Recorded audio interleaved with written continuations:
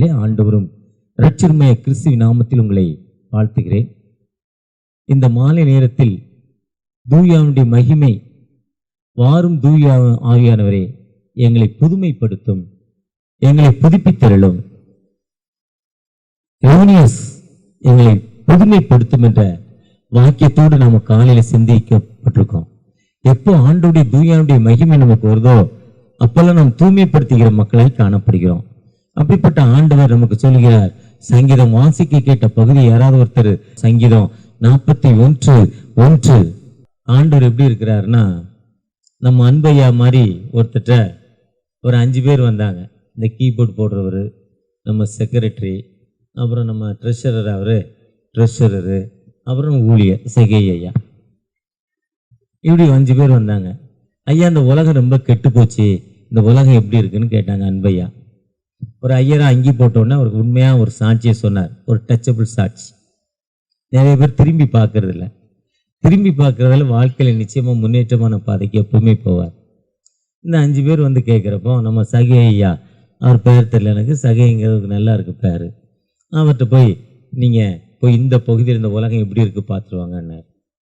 இந்த கீபோர்டு போடுற பார்த்து இந்த பக்கம் போய் பார்த்துருவாங்கன்னார். இப்படி 5 பேரையும் 5 திசைக்கு அனுப்பிட்டார். அவங்க சுற்றி பார்த்துட்டு வந்தாங்க. இந்த முதல்ல போன ஐயா வந்தார், கேட்டகிஸ்ட் ஐயா.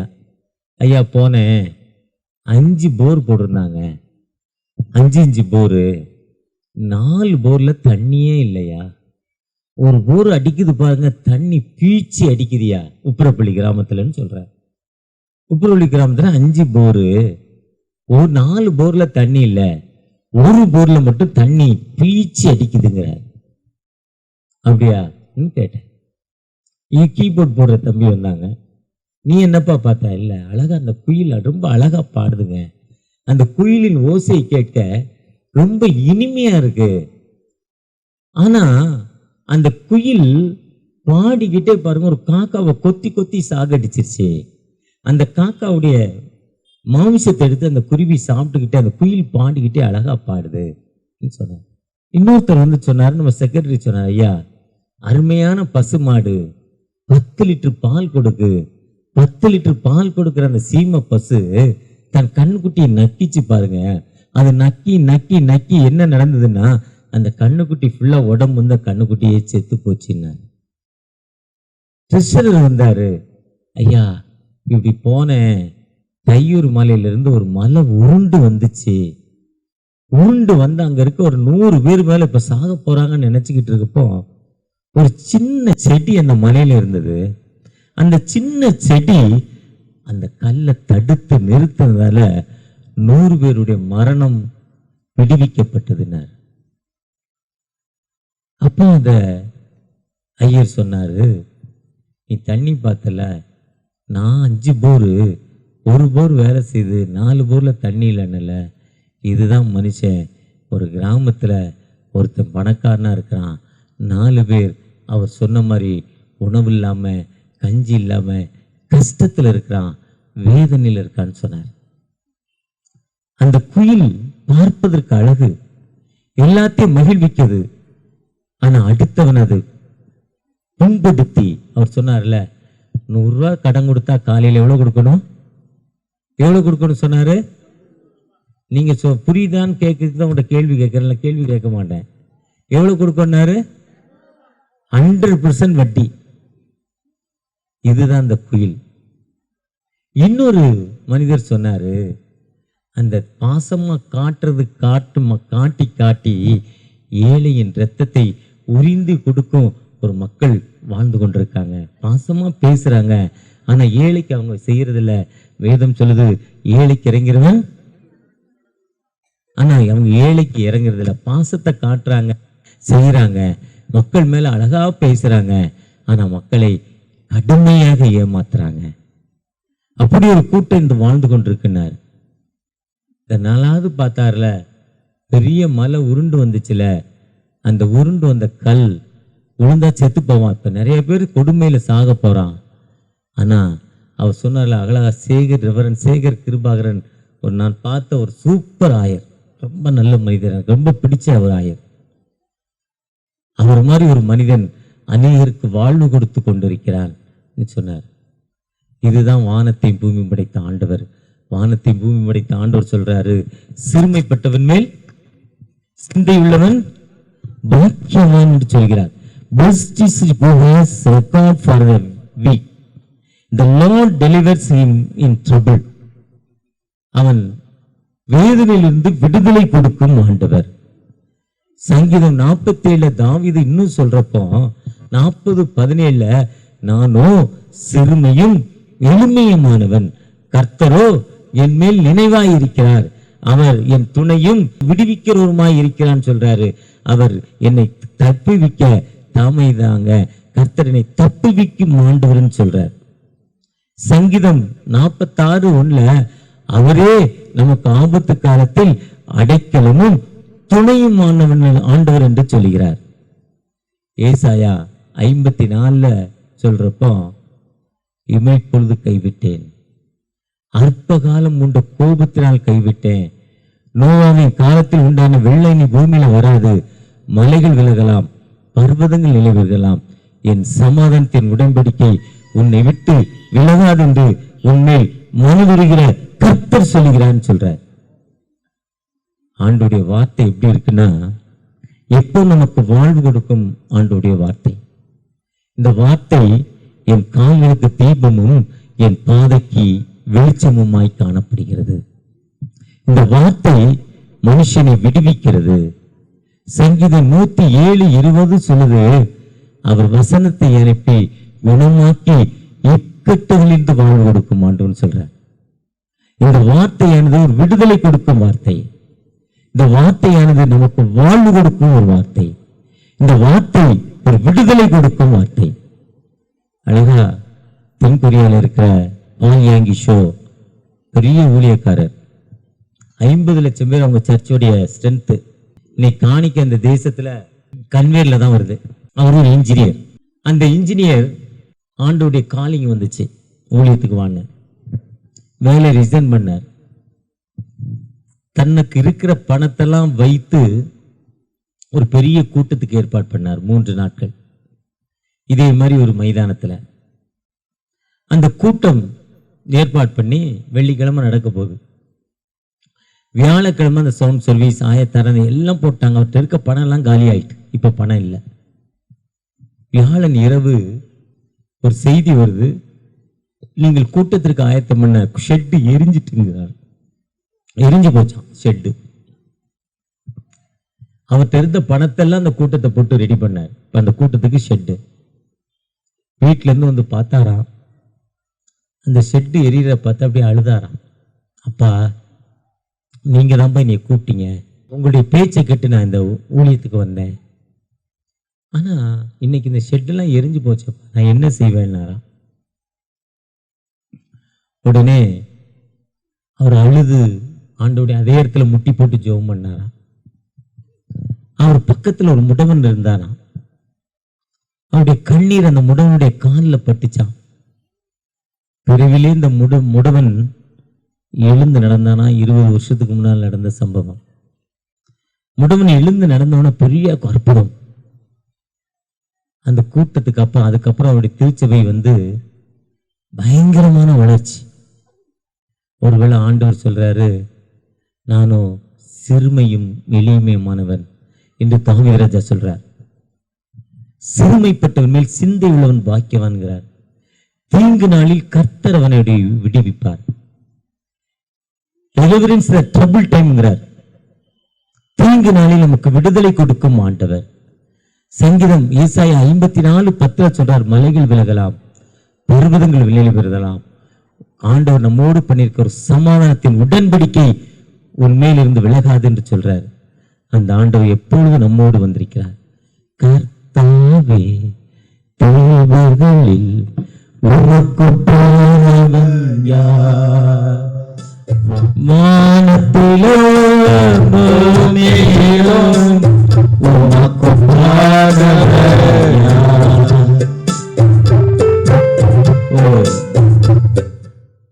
ஒரு மனிதர் ஒருத்தர் போய், நம்ம கேட்டகிஸ் மாதிரி ஒருத்தர் ஃபைனான்ஸ் உள்ளவர், கேட்டகிஸில் நிறைய ஃபைனான்ஸ் இருக்குல்ல, நிறைய பணம் வச்சிருக்கிறார்.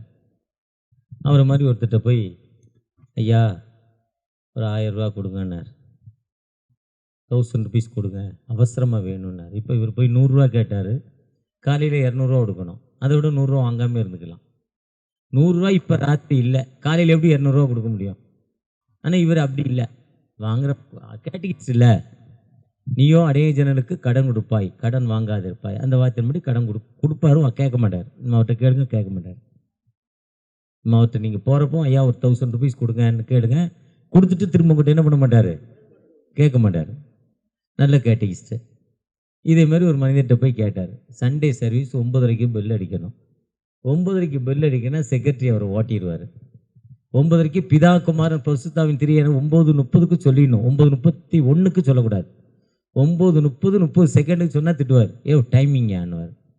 அதனால் நான் 100 ரூபா கேட்டோண்டே, அப்பா கொஞ்சம் வெயிட் பண்ணு, இங்கே வெயிட் பண்ணு, போய் சர்வீஸ் முடிச்சுட்டு வந்து உனக்கு நான் பணம் தரேன், ஏடிஎம் கார்டில் இருக்குது, ஏடிஎம் கார்டில் இல்லை என் ஃபோன்லேயோ என் ஆப்லேருந்து உனக்கு அனுப்புகிறேன், ஃபோன்லேருந்து உனக்கு அனுப்புகிறேன்னு சொல்லிவிட்டு இங்கே வெயிட் பண்ணுன்ட்டார். சரின்னு அவர் இங்கே வெயிட் பண்ணார். இவர் சர்ச்சுக்குள்ளே போனார் பாருங்க. சர்ச்சுக்குள்ளே போனே ஜெபம் பண்ணார். அவர் 2 கைகளையும் தூக்கி, எனக்கு கொத்த ஆசை வரும் பர்வதங்களுக்கு நேராக என் கண்களை ஏறெடுக்கிறேன், என் நெருக்கத்திலே கர்த்தரை நோக்கி கூப்பிட்டேன், தாவீதின் குமாரனே எனக்கு இறங்குன்னு அவர் ஜெபம் பண்ணார். இந்த 100 ரூபா கேட்டவர் இங்கேருந்து அவர் ஜெபம் பண்ணுறதை பார்த்துக்கிட்டே இருந்தார். இவர் அங்கே தானே பிச்சை கேட்குறாரு, நம்ம ஏன் விட்டு போய் பிச்சை கேட்குறோம்? காலைல ஒரு சர்ச்சுக்கு போனேன். கெயிட்டுக்கு வெளியே 10 பர்கர் பிச்சைக்காரங்க, கெயிட்டுக்குள்ளே 10 பிச்சைக்காரங்க, என்எம்எஸ்காரங்க. What is the different? இவன் பைய வச்சிருக்கான் சைனிங்காக, அவன் சைனிங்காக அழுக்கா உட்காந்துருக்கான், அவ்வளோதான். இது 2 தான் டிஃப்ரெண்ட்டு. அதான் இந்த பிச்சைக்காரன் நினச்சார், அந்த கடன் வாங்க வந்தவன் நினச்சாரு, எதுக்கு அந்த ஆள்கிட்ட போய் கேட்கணும்? அவர் கேட்காம நான் கடவுளை கேட்பேன்னு கடவுளை நோக்கி கையை தூக்கி ஜோம் பண்ணிட்டு வீட்டுக்கு போயிட்டார். அவர் நல்ல மனுஷன். பார்த்தீங்களா, முதல்ல சொன்னேன் நல்ல மனுஷன், அவர் சகையுமா இருக்கார், நல்ல மனுஷன் சொல்லிட்டேன். அவர் வெளியே வந்து ஏதோ 100 ரூபா அவசரமாக 1000 ரூபா கேட்டானப்பா, கொடுக்கலான்னு தேடுறார். ரெவரண்ட் சவுந்தரபாண்டியன் 100 ரூபா கேட்டாரப்பா, அவர் கொடுக்கலான்னு தேடுறாரு. அப்புறம் அதுக்குள்ளே அவர் வீட்டுக்கு போயிட்டார். உடனே ஒரு பையனை அவருடைய செக்ஷனை கூப்பிட்டு, அப்பா அவர் பணம் கேட்டார், ரெவரண்ட் சவுந்தரபாண்டியன் போய் கூட்டிகிட்டு வாப்பாங்கிறார். அவர் வந்தார். என்னப்பா 1000 ரூபா கேட்டால் ஓடிட்டே என்னப்பான்னு கேட்குறாரு. இதுக்கு இவர் சொல்கிறாரு, ரெவரண்ட் சவுந்தரபாண்டியன் ஐயா, உங்கள்கிட்ட கேட்டேன் 1000 ரூபா, நீங்கள் சர்வீஸ் முடிச்சுட்டு 2 மணி நேரம் கழித்து தரேன். நீங்களே ஆல்டரில் போய் 2 கையை தூக்கி ஆண்டவரை நோக்கி பார்க்குறீங்க, அவர்கிட்ட வாங்கி தான் நீங்கள் தர போகிறீங்க. நான் ஏன் டைரெக்டாக ஆண்டவர்கிட்ட வாங்கக்கூடாதுன்னு நினச்சி நானே ஆண்டவர்கிட்ட வாங்கிட்டேங்க. யார்கிட்ட வாங்கிட்டேன்? இதுக்கு எதுக்கு நீங்கள் இடையில மீடியாட்டரு? அங்கே வாங்கி எனக்கு தெரிஞ்சு நான் டைரெக்டாக ஆண்டவர்கிட்ட கேட்டேங்கிறார். ஒருவேளை ஆண்டவர் சிறுமைப்பட்டவன் மேல் சிந்தை விழும் பாக்கியவான்னு தாவீது சொல்லி, தீங்கு நாளில் கர்த்தர் அவனை விடுவிப்பார். இதுதான் சங்கீதம் 103. என் ஆத்துமாவே அந்த என் முழு அதை சொல்லிட்டு அதுக்கு அடுத்த ஸ்டெப்பு போனீங்கன்னா, வியாதியாய் கிடைக்கிறவனை, அவனுடைய கற்கட்டுகள் இருந்து அவனுக்கு விடுதலை, நம்முடைய வேதனைகளிலிருந்து விடுதலை தரும் ஆண்டவர், நம்முடைய துன்பம் பசியில் இருந்து நமக்கு விடுதலை தரும் ஆண்டவர். அந்த ஆண்டவர் நம்மோடு இறங்கி வந்திருக்கிறார். இந்த கேம்பஸ் ஃபுல்லா அவருடைய தூயாவுடைய மகிமை நெருங்கி கொண்டிருக்கு. அந்த தூயாவுடைய மகிமை பெற்ற பொழுது 2 அப்போஸ்தலர் 2ஆம் அதிகாரத்துல சொல்றாங்க, ஆண்டுடைய தீர்மானத்தின்படி துன்மார்க்குடைய கைகளால் நீங்கள் அவரை ஆணியடித்து கொலை செய்தீர்கள், நாங்கள் சாட்சிகள் சொல்லிட்டு அந்த சர்ச்சுக்குள்ள வர்றாங்க. சர்ச்சுக்குள்ள வர்றப்ப அங்க ஒரு முடவன் அவங்களை நோக்கி பார்க்கிறான். அவன் 40 வயது. அப்போஸ்தலர் 4ஆம் அதிகாரத்துல சொல்றாங்க, அவனுக்கு வயது 40, பிறந்ததிலிருந்தே நடக்கல. அவன் அந்த பேதுரு ஐயாட்டையும் யோவான் ஐயாவும் நோக்கி பார்க்கிறதா கிடைக்குமான்னு. அவங்க சொல்றாங்க, நம்ம கேட்டகிஸ்ட் ஐயா முதல்ல சொன்ன மாதிரி என்கிட்ட பணம் இல்லைப்பா, ஜோம் பண்ணிட்டு வந்து தரேன் சொன்ன மாதிரி எங்கிட்ட பணங்காசு ஒன்றும் இல்லை. த நேம் ஆஃப் ஜீசஸ், ஆண்டவரின் திருநாமம் என்கிட்ட இருக்கு. அந்த ஆண்டவரின் நாமத்தினால் நீ எழுந்து நட சொன்னாங்க. அதுதான் வார்த்தை. அதுதான் சங்கீதம் 107 19 20. Call upon the Lord, trouble time call upon the Lord. இக்கட்டுகளுக்கு அவருக்கு என்ன பண்றாரு? நீங்களாக்கி ரட்சிக்கப்படுகிறார். அவர் தமது வசனத்தை அனுப்பி அவர்களை குணமாக்கி அழிவுக்கே தப்புவிக்கிறார். He sent the word. Jesus வரணும் அவசியம் இல்லை, பால்யாங்கி ஷோ வரணும் அவசியம் இல்லை, ரெவரண்ட் சவுந்தரபாண்டியன் வரணும் அவசியம் இல்லை, ரெவரண்ட் அன்பையா வரணும் அவசியம் இல்லை, கேட்டகிஸ் வரணும் இல்லை. அவரே தம்முடைய வசனத்தை உங்களுக்கு அனுப்புறார். ரோமர் 10:1 இவ்வாறு சொல்லுது, இஸ்ரவேலர் ரட்சிக்கப்பட வேண்டும், அது என் மன விருப்பத்தின் நோக்கங்கிறாரு. 9 சொல்றாரு, ரோமர் 10:9, கர்த்தராகிய இயேசுவை நாம் அறிக்கையிட வேண்டும். அறிக்கையிட்டு, அறிக்கைனா அவர் தான் ஆண்டவர், நல்லவர், அவர் மரித்தெழுந்து ஆண்டவரை எழுப்பினார், நீதி உண்டாக இதயத்திலே. ஒரு சகோதரி ரொம்ப பசி, பிள்ளைகளோடு வறுமை கோட்டு கீழே, பிள்ளைகள் பசினால துடிக்குது. அவன் அம்மா ஜெபம் பண்றாங்களாம், இந்த உலகத்துல கடவுள் இருந்தா எனக்கு ஏதாவது ஒன்று கொடுப்பான்னு ஜெபம் பண்ணாங்களாம். அவங்க ஜெபம் பண்றப்போ ஆனா பதில் இல்லை. அந்த அம்மாவை அன்பையா மாதிரி ஒரு மிஷினரி சந்திக்காங்க. மிஷினரிய சந்திக்கிறார். எப்போ சொல்றார், உனக்கு ஏதாவது வேணா நீ ஆண்டவரை நோக்கி கூப்பிடுமா, ஆண்டவர் உனக்கு விடுதலை தருவார்னு சொல்லி கொடுக்குறார். அந்த அம்மா அந்த பசியில முதலாவது கடவுளை துதிக்குது. எந்த கடவுளை துதிக்குன்னு அதுக்கு தெரியல. ஆனா மிஷினரி சொன்னதை பார்த்து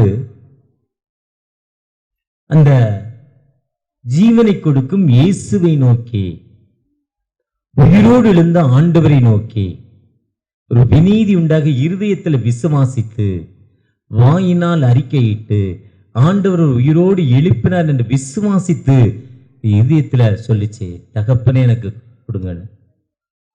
அந்த அம்மா ஜெபம் பண்றப்ப இவர் என்னைக்கோ சொன்னார், என்னைக்கு சொல்லல, என்னைக்கோ சொன்னார். அப்போ மிஷினரி வீட்டில் அந்த நேரத்தில் பூரி சுடுறாங்க வெளியே வச்சு. தெலுங்குக்காரங்க நிறைய பேர் அடுப்பு வெளியே தான் போட்டிருப்பாங்க குடிசை வீட்டில். வெளியே வச்சு பூரி சுட்டு வச்சிருக்காங்க, பெரிய பெரிய பூரி. ஒரு பெரிய காக்கா வந்தது, அவங்க சுட்டு வச்சு 2 பூரியை தூக்கிட்டு போயிட்டு. இந்த மிஷினரியால தடுக்க முடியல, காக்கா போயிட்டு. காக்கா கொஞ்ச தூரம் அந்த அம்மா இருக்க வீட்டு பக்கத்துல போய் காக்கா காக்கான்னு கத்துச்சு. பராசக்தி படத்துல காக்கான்னு கூப்பிடுனா அது தன்னுடைய நண்பர்களை எல்லாம் மலைத்து உணவை பகிர்ந்து சாப்பிட்டோம். அப்போஸ்தலர் 4ஆம் அதிகாரத்துல ஆதி கிறிஸ்தவர்கள் அப்படித்தான் இருந்தாங்க. அப்படி அது காக்கான்னு கூப்பிடுறப்போ வாயில இருக்க என்ன ஆச்சு, அந்த 2ஆம் வகுப்புல படிச்ச காக்கா பாட்டி சுட்ட வடை கதை. அதான் பாட்டி சுத்த வடை கடை, அதோடைய பேசிக் தான் அது. கீழே வந்துட்டு காக்கா போயிட்டு, காக்கா சத்தம் போட்டுச்சே போயிட்டேன்னு இந்த அம்மா போய் பார்த்தா பெரிய பெரிய பூரி, 2 பூரி. ஆகா, கடவுள் எவ்வளவு அழகா காக்கத்தை கொண்டு நமக்கு போஷித்திருக்கிறார். 1 ராஜாக்கள் 17-19 பார்த்தீங்கன்னா, எலியா கேரி தாட்டங்களில் படுத்திருக்கிறப்போ காக்கா உணவு கொடுக்குது. கடவுள் எவ்வளவு அழகா போஷித்திருக்கான்னு அந்த அம்மா சொல்லிட்டு திருப்தியா சாப்பிட்டுச்சு. சாப்பிட்டது மட்டுமல்ல, அன்னைக்கு சாயங்காலமே அந்த மிஷினரி வீட்டுக்கு தேடி போச்சு. ஐயா தோத்திரம். இந்த அம்மா அந்த அவங்க மதத்தின் மேல் பற்று அதிகம், அந்த அம்மாவுக்கு பற்று அதிகம்.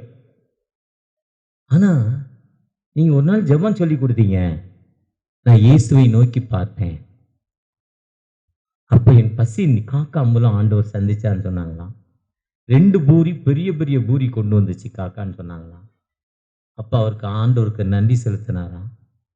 அந்த கேரி ஆட்டாங்கடையில் எலியாக்கு கிடைத்த அதே காக்காவின் உணவு நமக்கு ஆண்டவர் கொடுப்பாரு. ஆண்டவர் சிறுமைப்பட்டவன் மேல் சிந்தை உள்ளவன் பாக்கியவான் சொல்றாரு. வால்பாறையில் இதே மாதிரி மலை, சித்தூர் வந்து மலை பிரதேசம் நிறைந்த ஒரு மாவட்டம், ஆந்திரால சித்தூர். அதே மாதிரி தமிழகத்தில் வால்பாறை, பொள்ளாச்சி மாவட்டம். அந்த வால்பாறை மலைகள் நிறைந்த ஒரு பகுதி. நம்ம கேட்டகிஸ்ட் மாதிரியே தான் அந்த ஊழியக்காரர் இருப்பார். எல்லா கீர்த்தனையும் மனப்பாடமா, பாமாலை மனப்பாடமா பாடுவார். புக்கு வேண்டாம் அவருக்கு.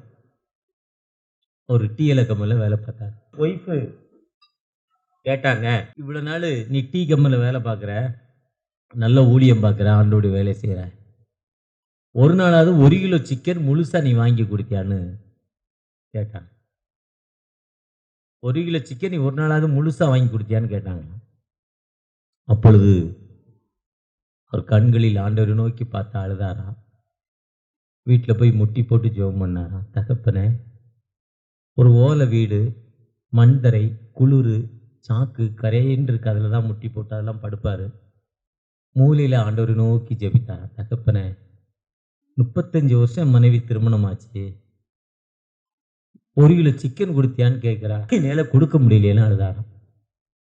அன்னைக்கு வேலைக்கு போனாரா, ஒரு மலையில், உச்சி மலையில் நின்று டீயலை பிடுங்குறாங்களாம். டீயலை பிடுங்குறப்போ ஒரு பெரிய கழுகு வந்துதான்.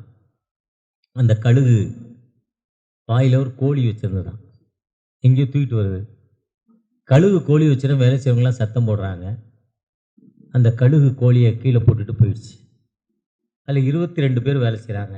யாருக்கு அந்த கோழிங்கிற சண்டை, நீ எடுத்து சண்டை போடுறாங்க.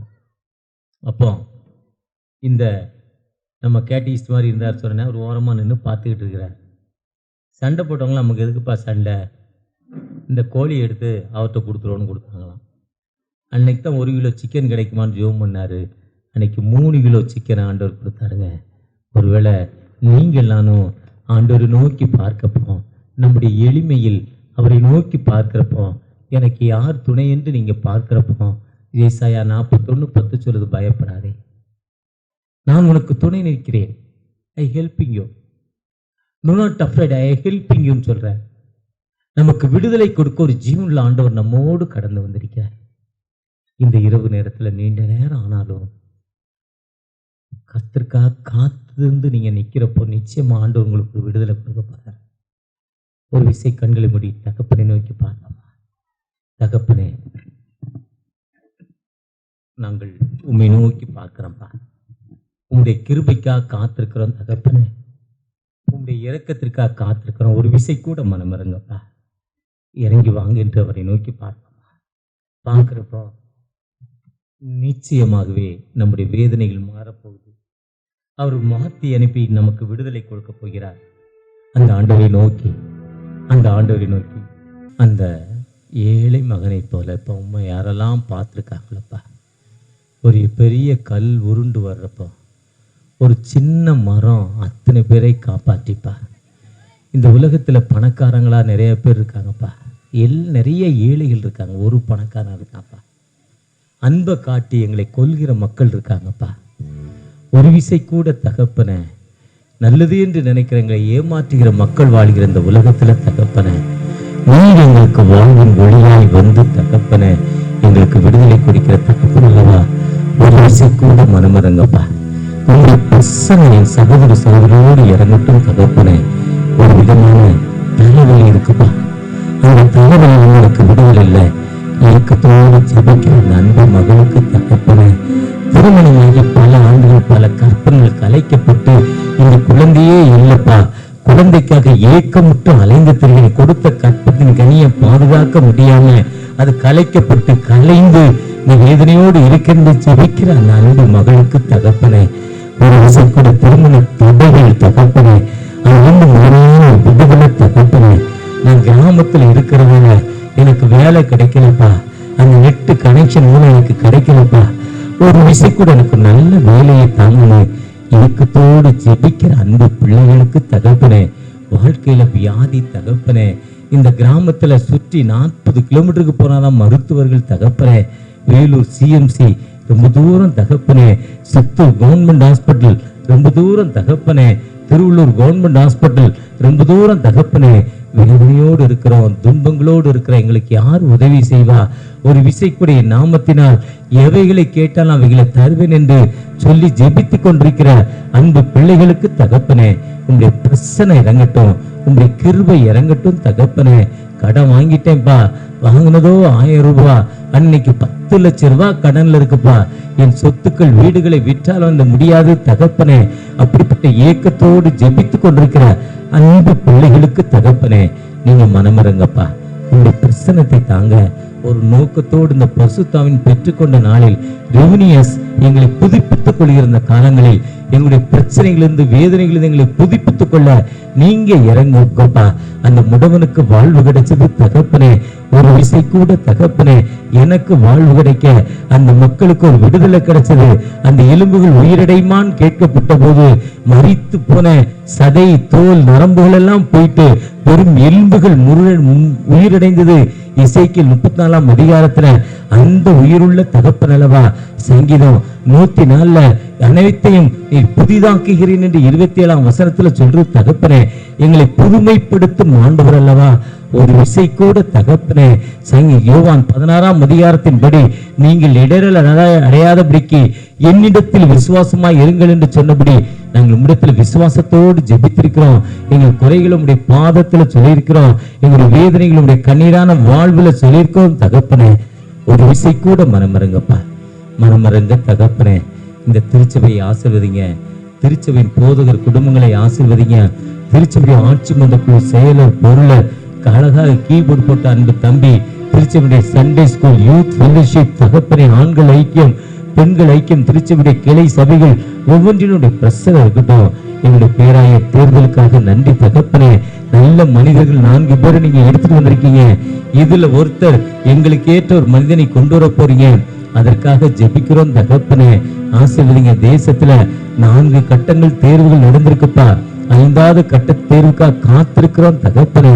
ஒரு விஷயம் கூட அமைதியாக நடைபெற அதுல பணி செய்யற காவல்துறை அரசு அதிகாரிகள் ஒவ்வொரு சுகபலன் தர அது எந்தவித கரப்ஷன் இல்லாதபடி பாதுகாத்துக் கொள்ள போற தயவுக்காக கூட நன்றி.